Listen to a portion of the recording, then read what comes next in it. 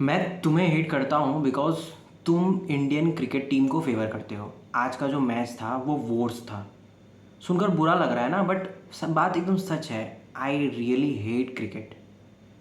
ये सुनने के बाद तुम ऑफेंडेड हो चुके होगे अभी तक, और या फिर बहुत सारे लोग होंगे शायद कमेंट्स लिखने के लिए भी तैयार हो चुके होंगे कि चलो क्या बोल रहा है, बक रहा है बंदा। और आज शायद इसके थंबनेल को देख के और इसकी इसकी बातों को, स्टार्टिंग के बातों को सुन के लाइक इसको धो डालते हैं। चलो, बिकॉज इंडिया आज जीता है। ये जो है ये रिपीटेड रिपीटेड हिस्ट्री है, ये हमारी आइडेंटिटी है। और तुम कौन होते हो भाई जो तुम ये बात बोलते हो? लाइक लोग बहुत सारा हेटरेट जो है ना मेरे ऊपर बौछार कर देते हैं अगर मैं इस चीज़ के ऊपर वीडियो बना भी चुका होता, बना के और डालता अगर। ठीक है, समझ रहे हो इंसान को ऑफेंड करना कितना इजी है, कितना इजी है। मैं तुम्हें बोलूँ कि आई हेट यू, तो तुम्हें शायद उतना बुरा ना लगे because may B you don't know me और मे be I also don't know you. ये है। बट अगर मैं तुम्हें कहूँ कि तुम्हारे किसी एस्पेक्ट या किसी आइडेंटिटी को लेके मैं तुम्हें ये बात बोल दूँ कि I hate you for this reason, तो तुम्हें वो अखड़ेगा या फिर तुम्हें वो चीज़ बुरा लगेगा।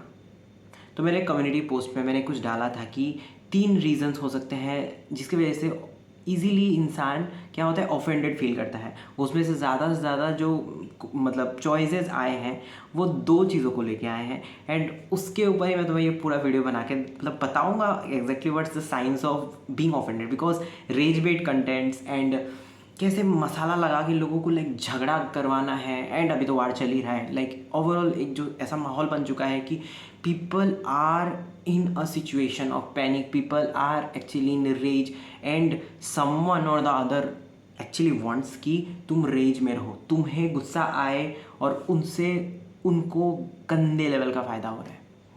तो वो जो 3 ऑप्शंस थे उसमें से पहला ऑप्शन था कि वो क्या करते हैं, लोग ईज़िली अपने हैबिट्स तुम्हारे या लाइफस्टाइल तुम्हारे ऊपर इम्पोज करते हैं जिसकी वजह से तुम्हें बहुत ज़्यादा गुस्सा आता है। ये पहला ऑप्शन था। सेकंड ऑप्शन था कि तुम्हारे बातों से वो डिसएग्री करते हैं और वो अपने ओपिनियंस को कहीं ना कहीं रखते हैं। So that was the second thing जिसमें बहुत कम वोट्स आए हैं। And third one was that उनके हैबिट्स, कोई ऐसे सिली हैबिट्स हैं, चीज़ें हैं जो तुम्हें ट्रिगर कर देते हैं। तो देखो सेकंड वाले में क्यों नहीं आया और फर्स्ट एंड थर्ड वाले में क्यों आया। एंड मैंने इस चीज़ को जानबूझ के ही दिया था बिकॉज आई फेल्ट लाइक चलो कुछ ऐसी चीज़ें हैं जो शायद तुम्हें जानना चाहिए, what is actually the psychology of human being, जिसकी वजह से वो बहुत ज़्यादा जल्दी गुस्से में आ जाते हैं, बहुत ज़्यादा जल्दी गुस्सैल हो जाते हैं। उनको आसानी से तुम पैनिक करके ट्रिगर करके उनसे सारे उनके अंदर की चीज़ें निकलवा भी सकते हो। Even such is the like conditioning I would say, और I would say wiring of human brain. ठीक है, तो चलो पहले 2 जो पहले और लास्ट वाले I mean first and third वाला जो ऑप्शन है उसको चूज़ करेंगे। एंड फिर सेकेंड वाला क्यों नहीं हुआ ज़्यादा मतलब ओपिनियनेटेड वाइज, लाइक ज़्यादा लोगों ने उसे चूज़ क्यों नहीं किया उसके ऊपर भी बात करेंगे। फर्स्ट थिंग, ज़्यादातर लोग अपने लाइफस्टाइल, अपने हैबिट्स, अपनी चीज़ें तुम्हारे ऊपर इम्पोज करना चाहते हैं। That's why you feel very offended. अब वो इम्पोज क्यों करना चाहते हैं? Because starting right from the beginning of this life when ever this human being is born, तब उसे कंडीशन किया जाता है। जैसे कि मेरे घर के ऊपर मैं जिस फ्लोर में रहता हूँ उसके ऊपर एक बेबी रहता है। So I can see that from now only he is somewhere the other inclined to somethings. ठीक है, एंड उसके घर के जो चीज़ें माहौल है, आसपास के लोग हैं, वो उसे कंडीशन कर रहे हैं, रोज़ फीडिंग कर रहे हैं। So small he is not understanding even this things. But हाँ, अभी लाइक आज जैसे मैंने उसे बिस्किट खिलाया है, ठीक है, उससे पहले मैं उसे बिस्किट खिलाता था तो he use to not like that, मतलब वो उसे फेंक देता था। This is very small no, but आज मैंने जो उसे बिस्किट खिलाया, she was like doing this.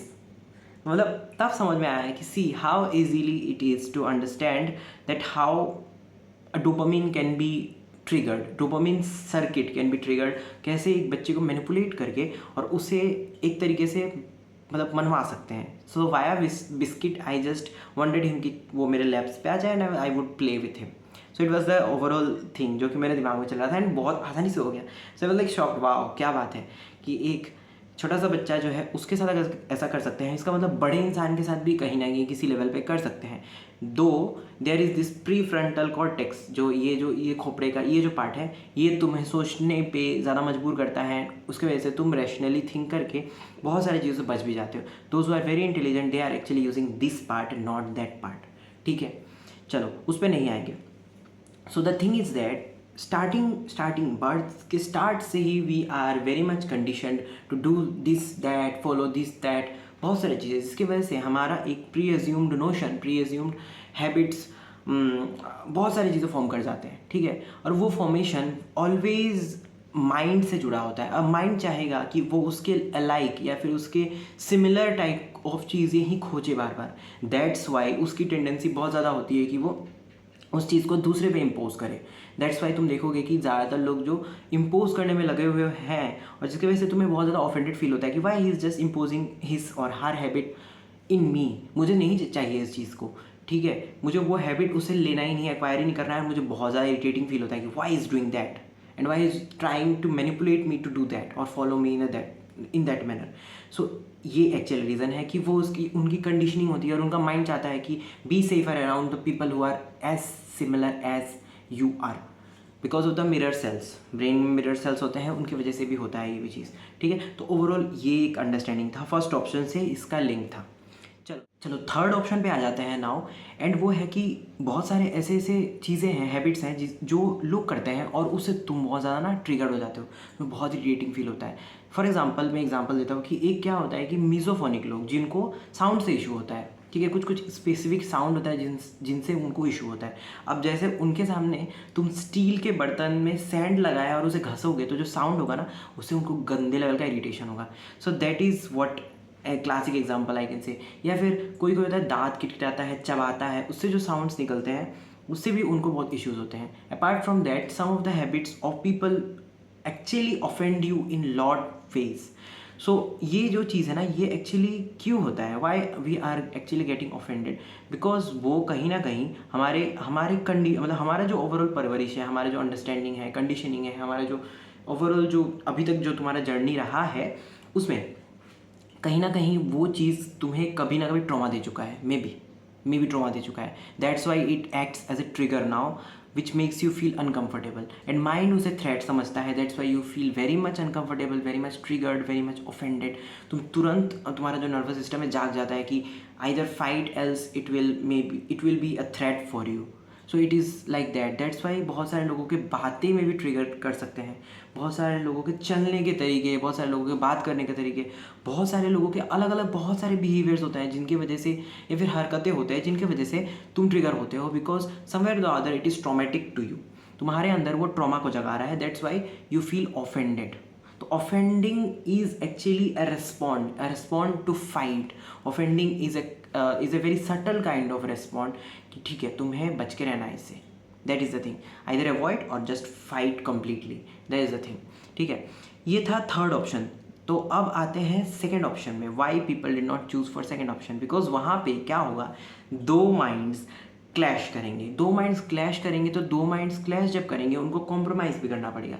याद है सेकंड ऑप्शन क्या बोल रहा था? सेकंड ऑप्शन बोल रहा था कि you disagree with their choices और ओपिनियंस, या फिर वाइस वर्सा, कि you disagree with their choices या ओपिनियंस। अब हो क्या रहा है कि जब तुम डिसएग्री कर रहे हो, इसका मतलब ये नहीं है कि तुम उसे डिसरेस्पेक्ट कर रहे हो या फिर टोटली डिस्कार्ड कर दे रहे हो। Disagreement comes from very much a rational understanding. तुम्हें बहुत चीज़ें समझ में आते हैं, तुम्हें लाइफ का अंडरस्टैंडिंग है, so you disagree, but you did not disobey something, you did not disrespect the person. तुमने अगर उसको बेइज्जती करा होता तो शायद वो चीज़ अच्छी नहीं लगी होती। ठीक है, और फर्स्ट एंड थर्ड ऑप्शन में क्या होता है, तुम्हें पूरा हक हो जाता है कि तुम ऑफेंड होकर बेइज्जती कर दो।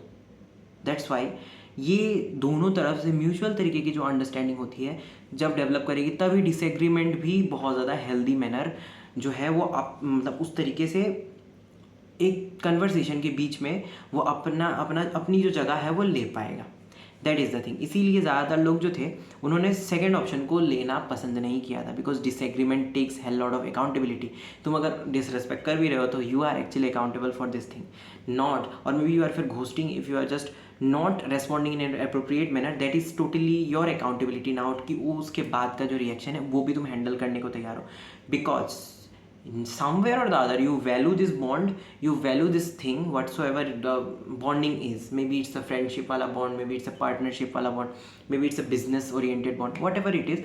तो क्या होगा वहाँ पे तुम्हें कहीं ना कहीं एक तरीके से अपना अंडरस्टैंडिंग डेवलप करते हुए चीज़ों को तोड़ना नहीं है, but being offended you have this chance always कि तुम क्या करो, दो लोगों के बीच में मतलब क्या घमासान युद्ध होगा, and you will be a part and this person will be a part and there is nothing left. So क्या होगा, mind is like very much relax now कि चलो गया, I have fought this war and I won, or maybe we are apart now and we don't need to have that conflict.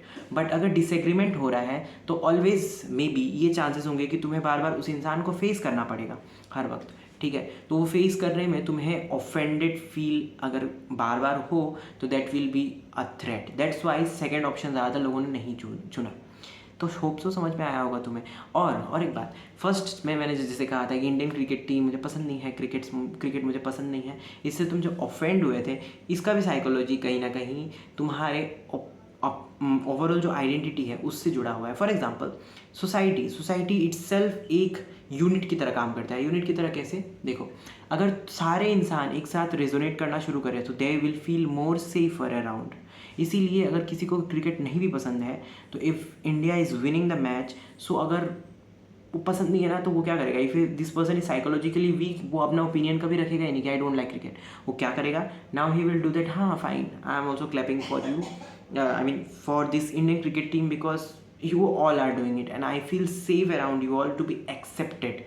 मुझे acceptance मिल रहा है, मतलब मेरे माइंड को safety मिल रही है, मुझे भी सेफ्टी मिल रही है, and I won't let this safety go that easily. समझ में आया कि नहीं आया? That's why to feel safer, to feel accepted, to feel recognised, you all choose something which can be unhealthy for you in a long run. इस चीज़ का ध्यान रखना. एक और वीडियो बनेगी इसके ऊपर. तो होप सो ये वीडियो अच्छा लगा, एंड जिसको भी ज़्यादा जल्दी गुस्सा आ जाता है, ऑफेंडेड फील करता है, to share this video, and वो उसके ऊपर काम करेगा. अपना रैशनल ब्रेन जो है वो अगर उसने डेवलप किया तो with disagreement someone or two people or may be more than a people or a group of people, they can go together, they can just talk together and have no such complications within. चलो ठीक है, take care, bye bye.